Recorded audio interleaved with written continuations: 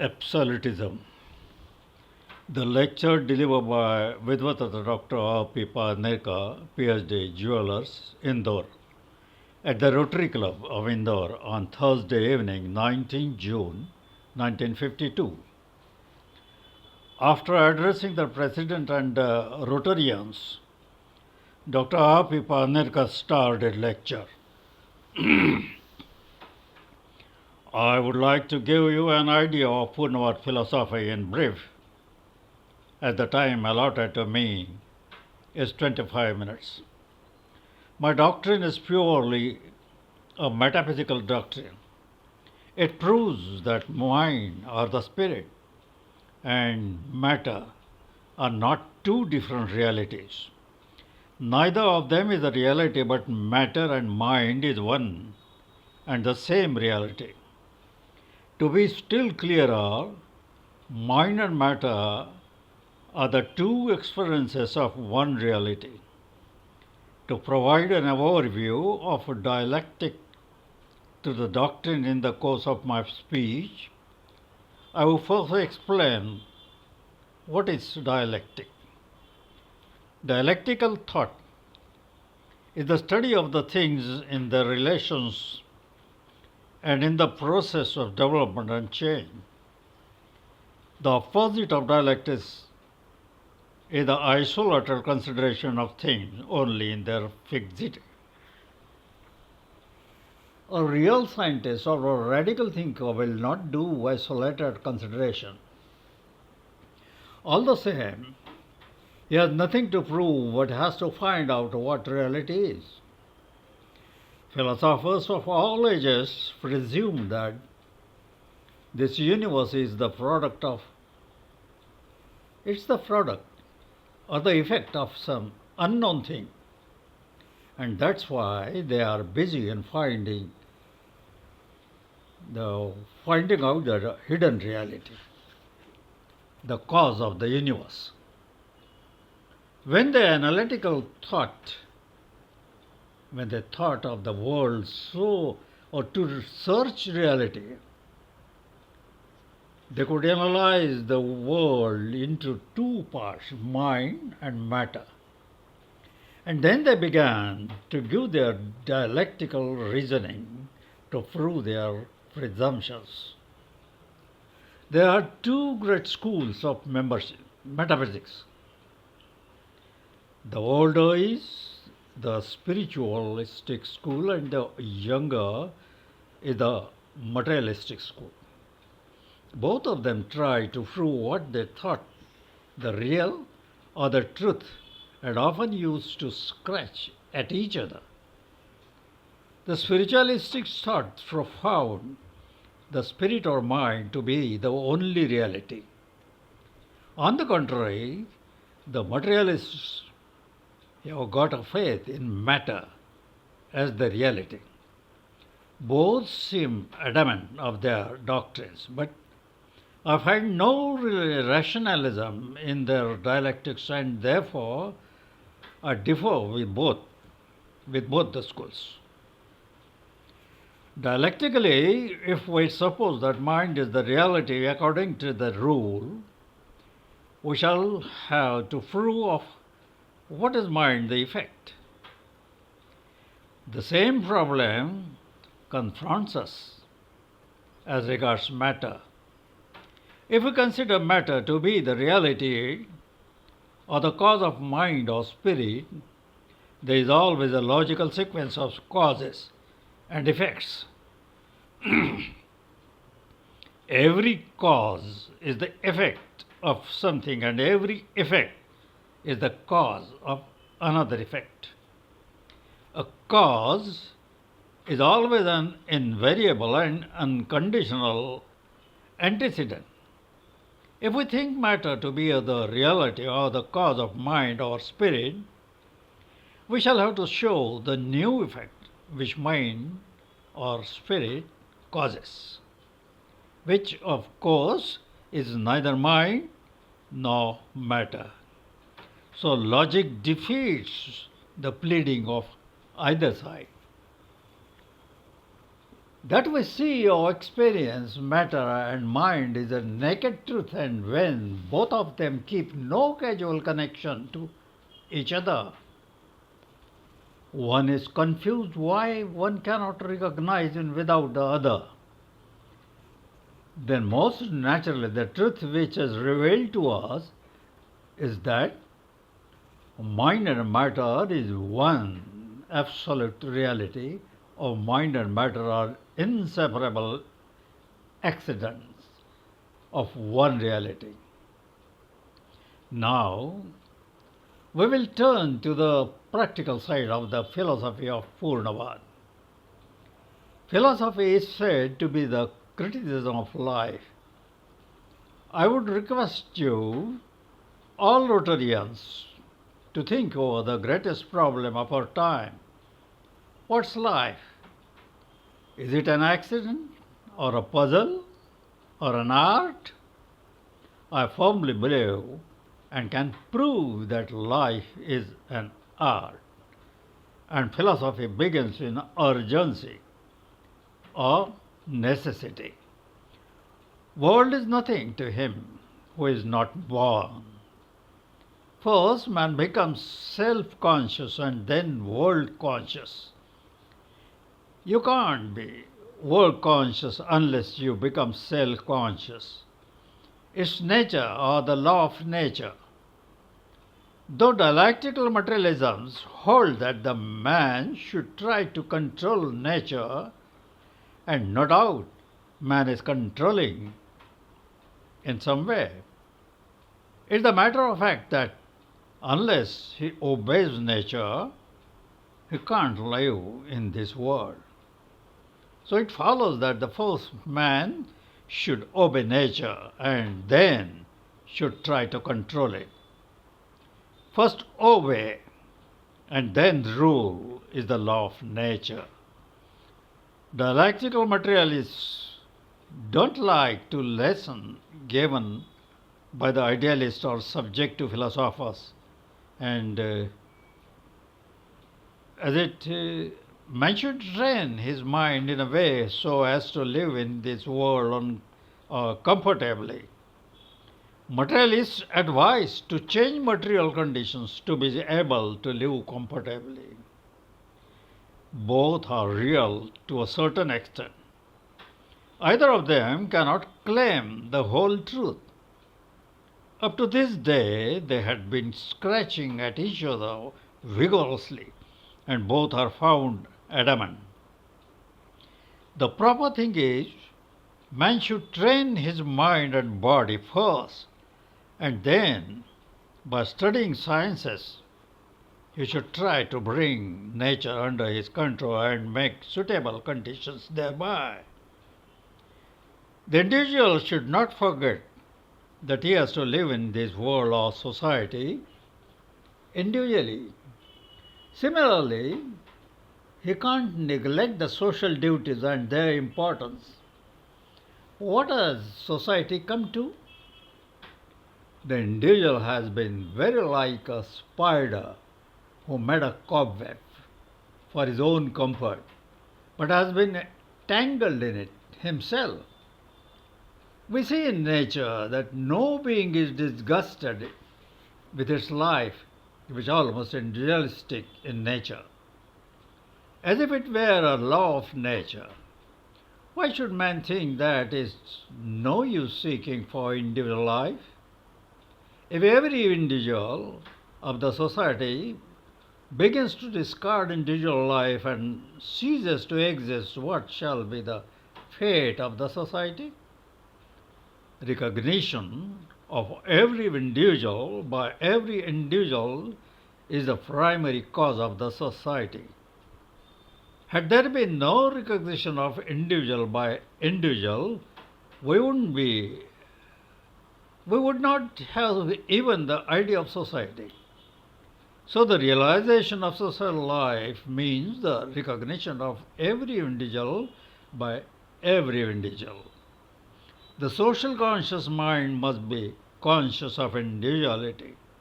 If we don't have individual consciousness, we can't bear social consciousness.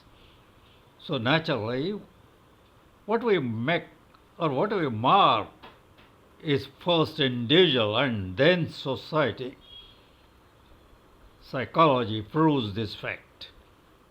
But dialectical materialistics presume that materialistically man is a social being from the very beginning, just as we say that style is the man.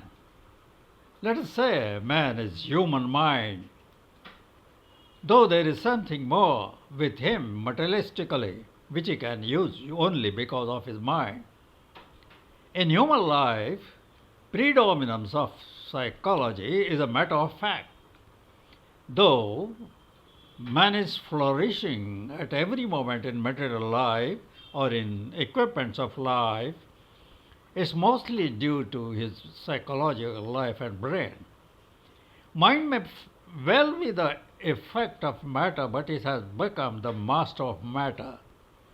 So human mind is worth more than mere material phenomena. Dialectical materialists give more importance to emergent evolution. They consider Darwin as only the profounder of the theory of evolution, but they don't attach any importance to his laws of evolution or the nature of evolution as explained by Darwin. Similarly, they think that the growth of sciences is also accidental. They don't mark any logical order in it. If the development of sciences is accidental and when the evolution of the world is emergent, then none can give any guarantee of the process of progress of social and individual life. Therefore, there is no certainty of virtues of life or values. This is the opinion of the dialectical materialists. They have taken life as the product of matter with no special purpose behind it. Dialectical materialism holds that the individual is the product of the society. Adding the above two principles together, the dialectical materialists have got such a peculiar ideology by which if a leader of the society can force anyone to die for a principle which the leader deems the right one. According to them, society has every right on individuality. So they can force the individuality to perish in the interest of the so-called society. It's nothing but ensnaring mankind to make it a victim to the whim of the commissar. All what is meant by this is that they want to make truth their monopoly. As the philosophy of dialectical materialism does consider the facts of idealism, doesn't deny the facts of the evolution. The old philosophy of the world also doesn't say that human beings were found before the earth was. But the real human life starts with self-consciousness and certainly not with the beginning of the organization of human body. Man without life is not other than a stone. So the cause of every human activity is prominently human mind. It's not important whether mind is the reality or the effect of matter, but it rules object, that is, person and the world.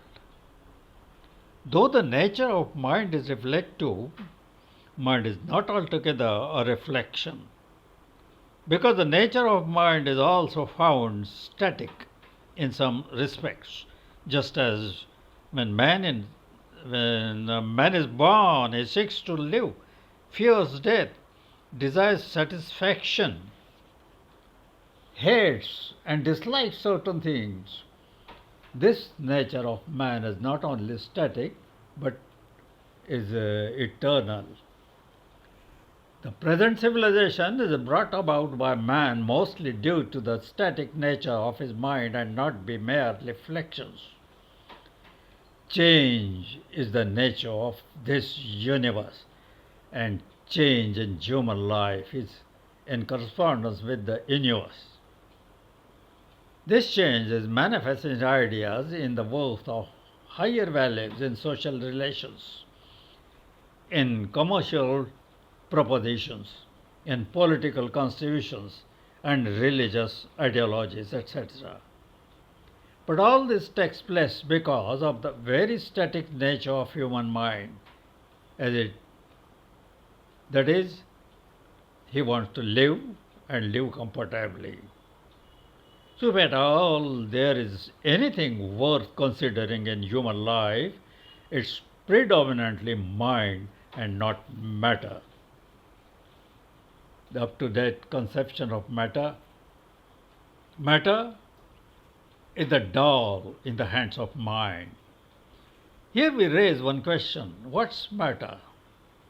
There is no such thing as a cosmic space or as a cosmic time. Other than persistent matter, space, time, and material are abstractions from the concrete fact, which is a set of events. The name event is applied to the parts of aspects of the process. Nature is an essentially analyzable and indivisible.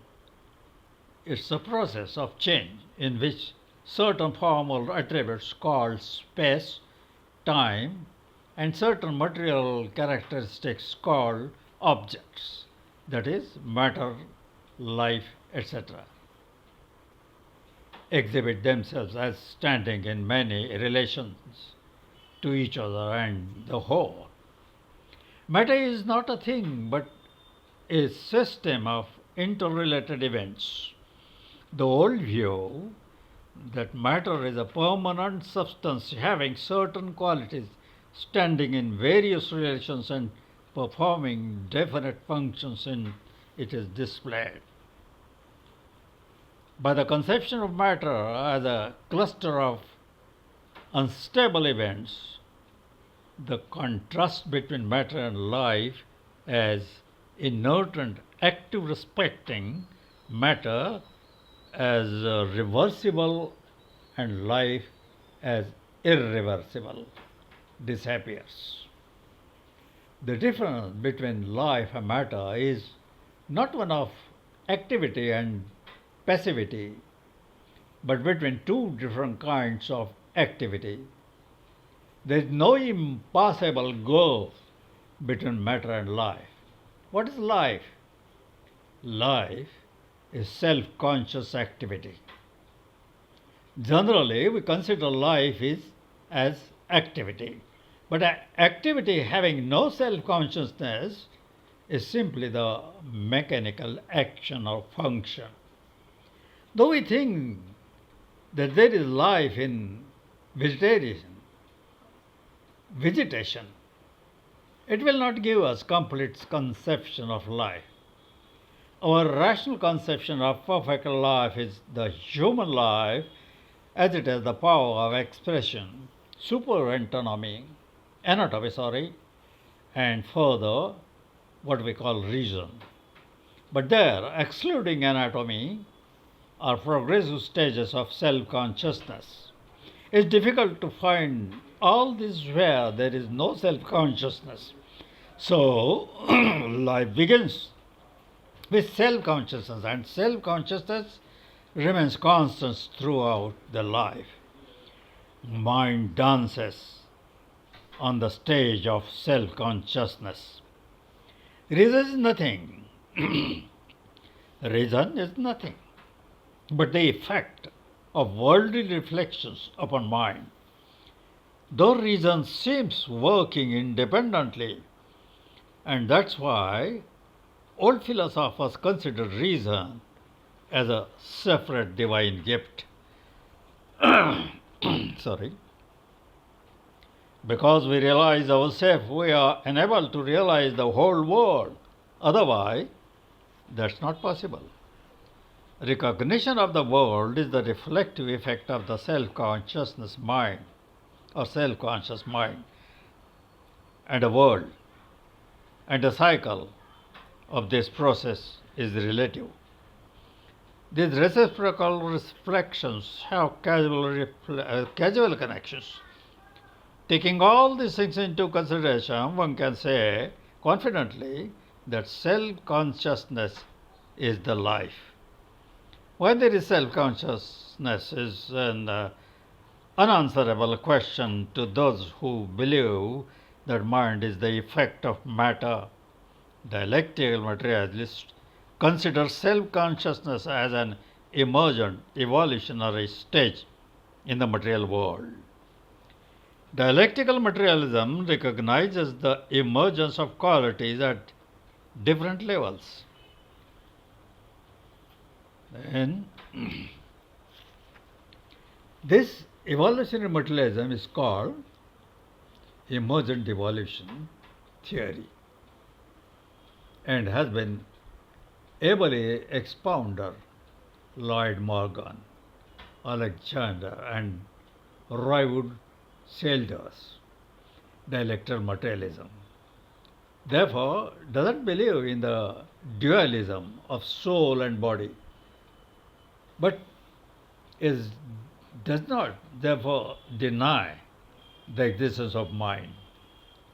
Here it should be noted that Purnavad absolutism does not recognize the dualism of mind and matter or body and soul. Of course, not in the terms of dialectical materialism. The main difference between the two is dialectical materialists believe that mind is the effect of matter, and Purnavad doesn't accept the casual connection between the two. It recognizes mind and matter as one and the same reality.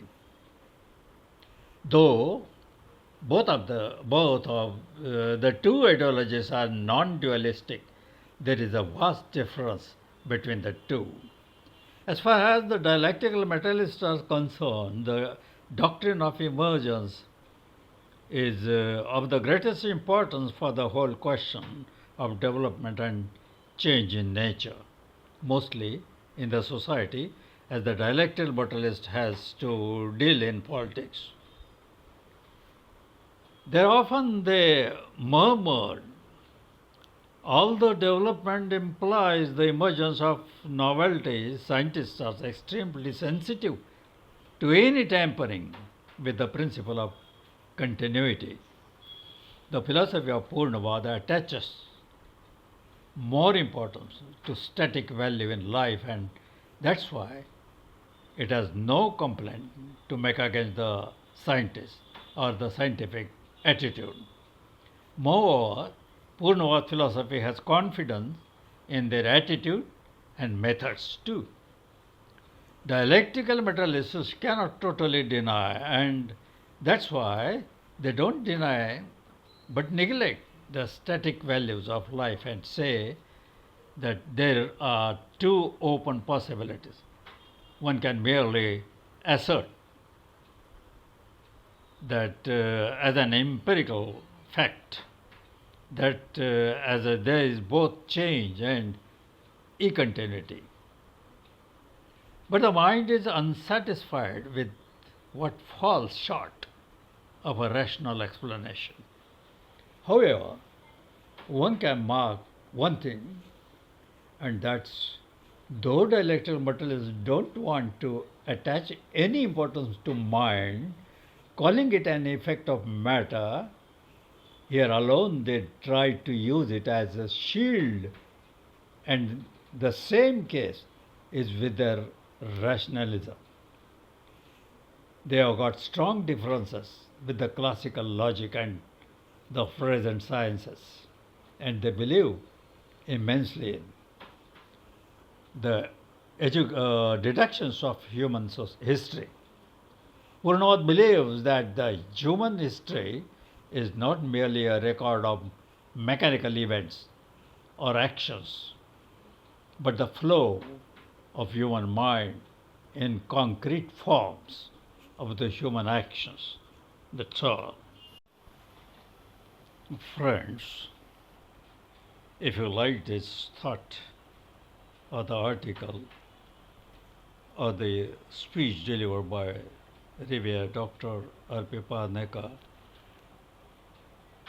which is read by Suresh Kulkarni, please share and subscribe the channel and oblige. Thank you.